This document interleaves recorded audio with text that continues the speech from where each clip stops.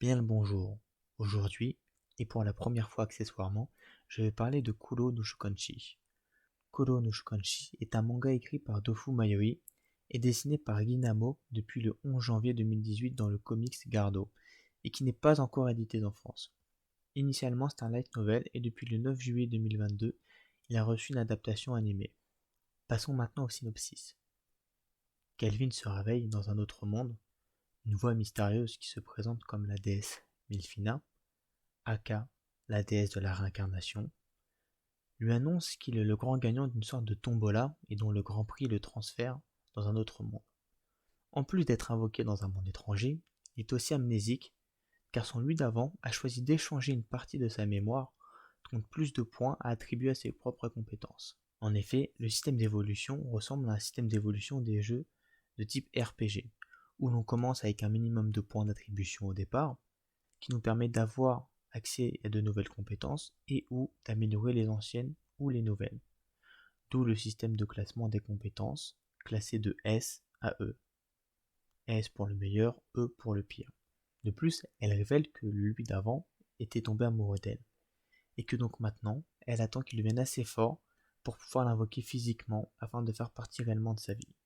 Ensuite, Kelvin se rend à la guilde des aventuriers afin de faire ses papiers d'aventurier, sa carte, puis découvre le classement des aventuriers, classé de S à E comme les compétences, puis se met à chasser pour tester ses nouvelles aptitudes. Là, il va dresser son premier monstre, tester ses compétences magiques ainsi que physiques, puis celle de son nouveau monstre.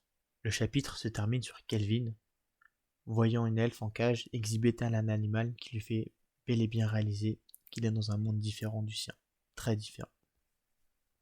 Je pense que vous l'avez compris, c'est encore un énième isekai avec un roi démon à tuer, des héros, un harem, un système d'évolution à l'RPG, et en plus le héros qui n'a aucun souvenir de sa vie intérieure, ce qui annihile vraiment le principe de base de l'isekai, du moins à première vue.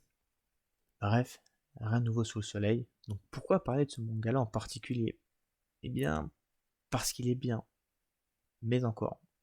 Pour commencer, la personnalité du héros est atypique, de moins pour un isekai. Il est en effet désigné par ses compagnons comme un battle junkie, à cause de ses manies particulières. Dès qu'il a la possibilité d'affronter des adversaires plus puissants, il fait en sorte que cela arrive. Il ne fait pas la différence entre bon et mauvais. Tant qu'ils sont forts, ce sont de potentiels adversaires à affronter. Couplé à son sourire sadique qu'il arbore lors de ses combats, cela lui a permis de recevoir sa dénomination de Battle Junkie, de par ses compagnons et des personnes qui le connaissent. Ce qui donne des scènes marrantes, mais aussi permet de n'avoir aucun combat ennuyant ou même court. A contrario, les combats sont dynamiques, suffisamment longs de par ses adversaires puissants, mais aussi extrêmement variés dû à ses compétences et à sa volonté de constamment être plus fort. Cela le pousse donc à développer, tester, innover ses compétences. Ensuite, ses relations sont assez particulières.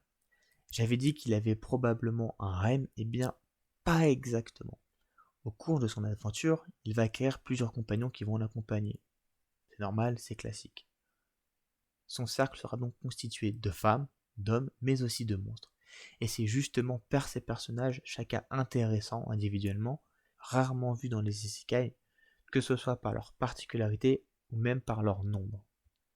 Il rajoute donc de la diversité, si vous n'aviez pas compris, de l'humour et un côté badass. Cela permet aussi de contrebalancer efficacement le héros, de par sa personnalité et ses compétences. Pour finir, l'histoire est intéressante, découpée entre plusieurs arcs. Un arc est égal à un grand méchant qui apparaît. Le manga apparaît donc sans réel fil rouge, mais il est bien là, il faut juste savoir lire entre les lignes et les interactions des personnages. D'ailleurs, vers les derniers chapitres, il se révèle beaucoup plus clairement. Mis à part ça, les arcs en vérité sont plutôt pas mal. Les ennemis intéressants, de par leurs capacités, mais surtout leurs origines, ainsi que leurs motivations.